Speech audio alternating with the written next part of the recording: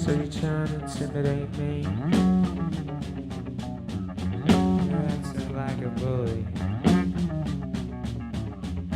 You're trying to get under my skin. My patience is wearing thin.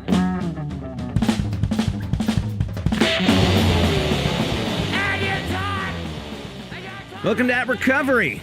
I'm Johnny B, and these are my opinions. A lot of people are wondering what the atRecovery program is, what it is not, what it's supposed to be, what it wants to be. You get my point. So I wanted to go ahead and address some concerns or maybe some questions right out of the gate. One thing that I do want to address is that I really do love Alcoholics Anonymous and Narcotics Anonymous. I love it because it encourages a diversity of opinion. It doesn't dictate what your opinion should be, but instead it presents guidelines or a framework from which you can create your own program. And this was totally unfamiliar to me when I was growing up. Like many people, I went to a traditional church where there was this man standing at the end of the rows of pews in this backwoods church. No, it wasn't really backwoods church, but it was in the back area where there was lots of woods.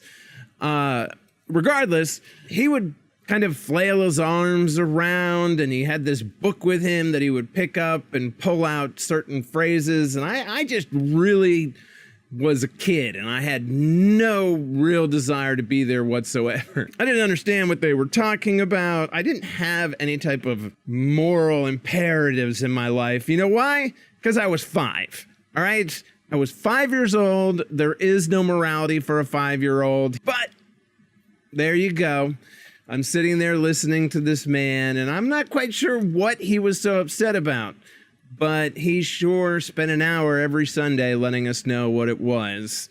And we were just supposed to sit there and lap it up. But that's not something that I really was all that crazy about. And especially in adolescence, which is a time when we're supposed to kind of try out our own points of view on the world, try and figure things out for ourselves.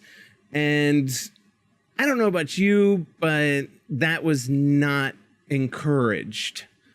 That's one of the great things that I like about Narcotics Anonymous, is that everyone kind of has their own voice. They have their own opinion. Their opinion is just as valid as anyone else's in the room. Recovery is about growing up, and growing up means that you discover your voice. You discover what it is that you want to say to the world, and you learn how to say it. When someone told me when I first got clean that, hey, you know, recovery means it's time for you to grow up, I just about hit the door. Because I knew grown-ups. Grown-ups were not happy people. Grown-ups were people that got up and carried on like life was some type of responsibility or burden. I didn't really want to have any of that. And I, to be honest with you, I still don't. I'd seen what grown-ups were. Grown-ups were these zombie-like husks of people that kind of shuffled around the shopping mall and spent every dime they had made in the past week. I didn't really want to have anything to do with that. It didn't seem fun. And not only did it not seem fun, but it seemed rather pointless. And they weren't happy regardless of what they bought or what they did. It took me a while to realize that when AA and NA talk about growing up, what they talk about or what they mean, or what atRecovery believes that they mean, is that it's about discovering your voice. It's about learning how to champion yourself, learning how to be there for yourself, how to support yourself, and how to believe in something that comes from inside. That's not something that's been beaten into your head, but you believe in it because you believe in it. Because it moves you. Not because you're afraid of the alternative. So, atRecovery is really about helping the member find his or her voice that we don't really have to be taught and that we just need help discovering. So what's the difference between atRecovery? Well, atRecovery is just a methodology that takes the whole God fabric out of the steps. The steps are still the same steps, but it removes the necessity for God. That's it. This is really for atheists, for people, or agnostics, which are the same exact thing, just about. I'll go into that another time. But basically, people who don't believe that there's a God and don't really feel like kind of tricking themselves or lying to themselves that there is. The great irony of the program is that as soon as you walk in, people tell you that you need to work an honest program. And then when you say, well, I don't believe in God, they say, well, act as if you do. And then when you say, well, that seems disingenuous, they say, shut up. And that's the end of the conversation. And you know what? That shouldn't be the end of the conversation. That should be the start of the conversation. If there's a necessity for God, why? Tell me, prove it.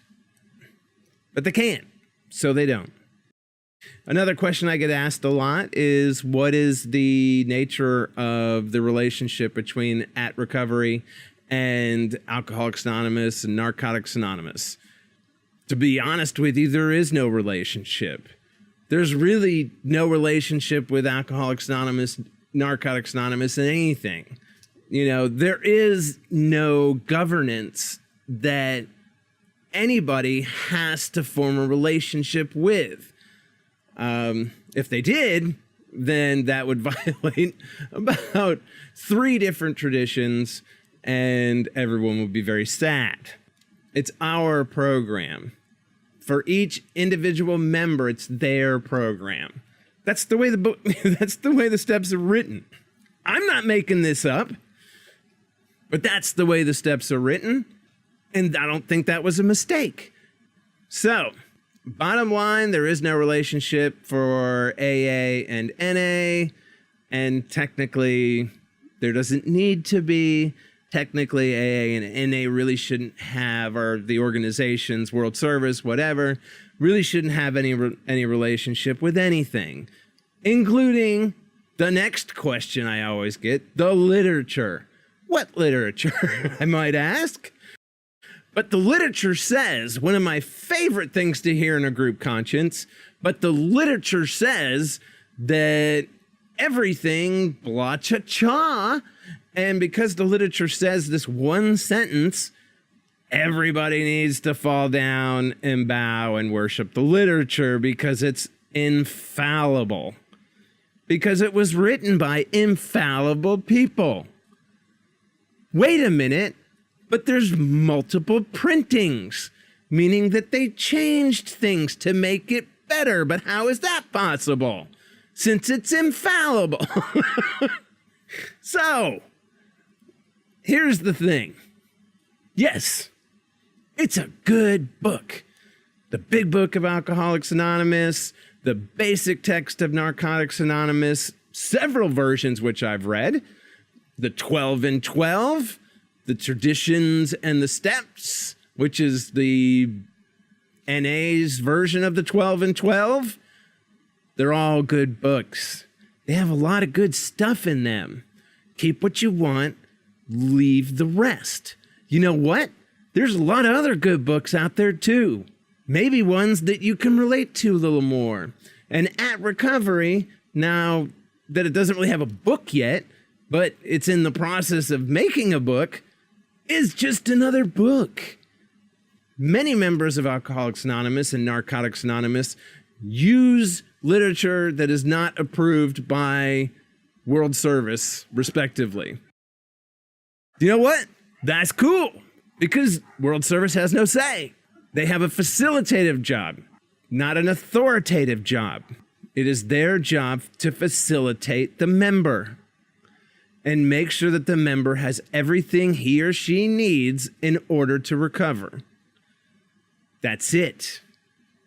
So what about the literature? What about it? It's good literature. Some of the things I like, some of the things I don't like. Most of what I've written and am in the process of writing and share about on this website comes out of the literature. And to be honest with you, the steps, the atRecovery steps, are directly from the steps of Alcoholics Anonymous and Narcotics Anonymous. They are just another interpretation, which we all do. We have to. That's how language works. So the next thing they have a tendency to do is go from what about the literature to what about the traditions? Like the traditions are not in the literature. I think I already addressed that, but glad you asked anyways. Ever wonder why they're called traditions and not laws? Do you guys have a family tradition at Christmas or maybe New Year's? Maybe many years ago, your ancestors had a tradition of slaughtering the fatted calf for that New Year's Day dinner. Do you still bring a fatted calf out into your backyard and cut its throat? I don't think so. But you may have a great meal because it's tradition. Traditions are when you take the heart of a subject and the heart of an action or a behavior or a doctrine, and you modify it so that it remains contemporary, but you still keep what is fundamental. Because if it wasn't that way, they would have wrote the traditions differently. The third tradition would say, you do what we want you to do or you're out on your ass. But no, the tradition says you are a member with equal voting rights the minute you admit that you no longer want to drink or do drugs. That's it. You're a member and you have the exact same rights as the individual who has 45,000 years clean and is telling you how wrong you are. Let him talk. As long as you know freedom of speech does in fact exist within the 12 traditions. It is the cornerstone of the 12 traditions. And in areas where it discusses things such as affiliation, it's talking about the name, Alcoholics Anonymous, the logo, the brand. I am not saying that I'm affiliated with Alcoholics Anonymous. I'm not saying that I have an Alcoholics Anonymous email address that you can write at. I don't say, particularly on anything that I print or put out there, it specifically says this is not affiliated with Alcoholics Anonymous, the brand. Because it is a brand. Even though they were ridiculously slow at renewing their brand and lost licensing on a lot of things, it's their brand that you cannot share.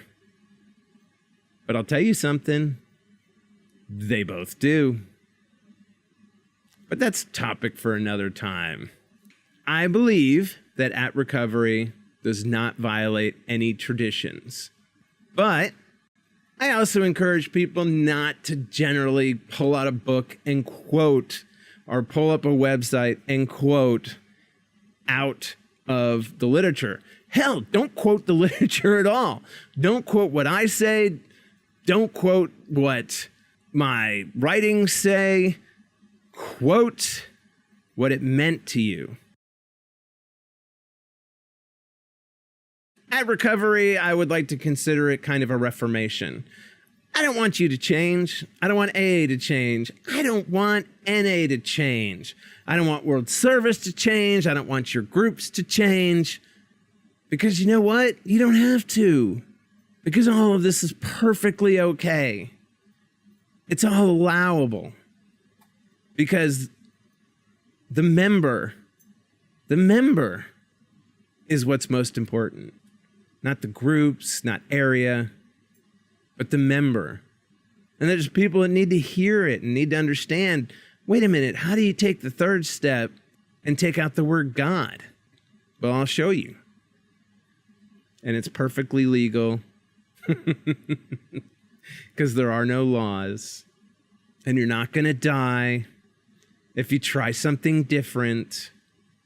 The atRecovery steps at their very worst are merely an interpretation of the tenets of Alcoholics Anonymous and Narcotics Anonymous, and are completely in line with the spirit of both programs.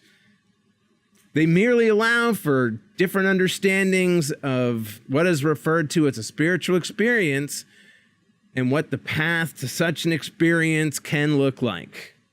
It can look lots of different ways. And finally, all of the other questions, complaints, concerns can be summed up in one sentence. I don't like it. I don't like it. Don't you understand? It's bad. It's wrong. You're killing people. People are dying. It's your fault. You should feel bad about yourself. We need to shut him down. We need to keep him from talking. I'm the only one that has the right answers. And I don't like it. Well, to be honest with you, it's not here for you to like. It's not your mother's broccoli. You don't have to eat it if you don't like it. That's fine. But you don't have to rip it off other people's plates. Do what many of us have done for decades in both fellowships. Plug your ears until that fundamentalist stops talking about how everyone's going to die and they're pieces of crap without the program. We've done it. We're tired of it. And we need support from one another. And if you don't want to hear us call for support from one another, then stick your fingers in your ears. We'll show you how. We've been doing it for years. And I love you. I really do. Because I know that you're afraid or that your intentions are good. But it's a new day. It's a new day. Times have changed. I'm sorry if you're not with it. But it's what's happening. There are many people out there who need support and don't like the fact that they are being beaten down, literally thrown out of meetings for being a drug user, even though that's against the traditions of Alcoholics Anonymous. Nowhere in there does it say if you're a drug user, you're in the wrong place. No, you're not. No, you're not. You're in the exact right place. And atRecovery wants to encourage people to speak up against this stuff. You see someone walk up to a newcomer and tell them they're in the wrong place. If you got some time behind your belt, you stand up, stand right next to him and say, don't listen to him. He's still afraid. He's afraid that you're going to make him relapse. He's not strong enough in his recovery or his beliefs to allow other people to have their own. But you're perfectly welcome here. Come in, sit down, have a cup of coffee. Come in from the cold. Don't throw them back out into it. The hell's wrong with you? I don't like the fact that the fellowships seem to have gotten so afraid of new members who might infect strange foreign ideas like logic into this perfect program written by Bill Wilson, a dude, or respectively, Jimmy Keenan, Narcotics Anonymous, favorite son. Honestly, I like both of them. But they're not saints. They weren't imbued by some weird mythical sword that they pulled from a rock and wrote this text with it. I mean, when I hear this, we sound like a bunch of Mormons. Nothing against Mormons. But come on, the only thing missing is the glasses you need to read the text. that only one person in the room can read it because you have to have these special glasses to read these scribblings of Jimmy Keenan. I don't know if atRecovery will help. To be honest, I'm not sure. But I do know for a fact it can't get any worse. It really can't. When your success rates equal not doing anything, when you refuse to have any type of scientific testing or have your success rates tracked in any way, well, can't be any worse. Yeah, we stayed clean. I stayed clean. I've been clean and sober since 1995. You know why? Because now I go to the meetings to find people like me. To find people that need to hear my message. And that's why everyone should go. Well, after a time. Fundamentally, all I want to do is help. If either program had anything close to a successful recovery rate, I and people like me would leave you alone. It would be illogical to do otherwise. It would be evil to mess with a perfect program that saves so many people. But now it saves so few. And it struggles. And it has huge burdens placed upon it. But it's unwilling to evolve. You can't evolve the literature. The fellowship in and of itself is the program. The literature, all of it, is merely a common ideology. I do love you. I love all of you. I love everyone. I love the book thumping, holds his flaming sword of truth into the sky for all the people to see because he has the answer. I've been that man. I have. And it made meetings so terrible and such a burden. I didn't even want to go because everyone was doing it wrong. And I was so angry at them. Even though I had tons of people around me that would agree with me, I would focus on the one person who was sharing treatment stuff. So, if it works, if it helps, if it gives somebody a day of peace, I did want to close with the fact that I do love you. I love all of you. I love you because you're suffering. I love the fellowships because they're trying. In the words of probably one of my favorite men of all time, I have to forgive you because you know not what you do. It is the role of the individual, the member, to set aside his resentments and fears because we all have a need to be understood. But most of all, we all need help in understanding ourselves. It's why you can't have judgmentalism. The hardest person to love is not those who disagree with you or hate you, humiliate and punish you. Those who abandon you and persecute you. No. These are all much easier to love than loving that part of you that wonders if they're right. If they're right about you.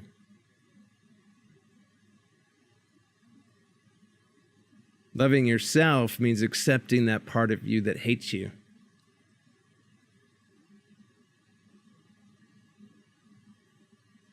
I don't need to go to meetings to be encouraged to hate myself. I knew much about it before I even got here. So stop it. Because when you stop fearing yourself, you have nothing left to fear. That's atRecovery. I'm Johnny B. And yeah, I think we can do this. If you have any more questions or concerns, please go to my website. It's at atheisticrecovery.com. That's atheistic recovery, not just recovery from atheism or atheism recovery. It's atheistic is an adjective. So it's meaning recovery that is atheistic. And atheism means lacking a belief in God, meaning I don't know, or I'm pretty sure there's not. So the program is atheistic. Okay? Really? Atheistic recovery. A lot of people tell me that they're not an atheistic. I'm like, what? But that's okay. Just check it out. It's a program that is atheistic, meaning there's no God in it. It lacks references to God. That's all it means. It doesn't have its own ideology that it replaces it with, like the flying spaghetti monster God. Not that he's a bad guy. I've heard wonderful things. Anywho, so you can go to atheistic.com. You can find my email address there. I'd give you my phone number, but for right now, just try calling your sponsor. Get it? Get what I did there? You like that? That's good. I like it. Yeah, but try not to be afraid in the meantime while I'm putting all of this jizzamaroo together. Because I personally need this. I need this. I need some way for us to find one another. And some way, I don't know. I just need some way. So this is what I came up with. If you don't like it, let me know. If you love it, let me know. And I'll see what happens. You can leave comments in the comment section. I will have podcasts coming. I will have more videos coming. I will have blog entries coming. Lots of good stuff in my brain. Coming down the pike, I'm going to the wonderful little atheistic agnostico convention there in Austin, Texas. And so yeah, I hope to see people out there. If you want to hook up, let me know through my email address, which can be found in the description of everything I can find and put a description in. I will have my email address. I will have a link to my Twitter account. I know it's called Twitter. And I will have a link to my Facebook page. Lots of good stuff. Lots of good stuff. And there's lots of good stuff out there. I'm going to try to manage to put together some way to reference some of the other sites out there that I read or have just started really getting into. I got so much to do. I'm just kind of talking now. Yeah, so I'm going to go ahead and let you go. But I hope that you're doing good. Hope that you're feeling fulfilled in your life. And if you're not, tell me about it. No, seriously, tell me about it. Oh, all right. Awesome. Thanks, man. Okay, you guys have a good night or whatever. I don't know how much of this I'm going to keep, but I can't stop saying goodbye. This is Johnny B, and those were my opinions. And you're taught! And you're taunting me! And you're taunting me! Stop it! Stop it! Stop it! Stop it right now! Stop it! Stop it right now! I'm just a little kid. was something big. Do you think that what you did would bring you back to this?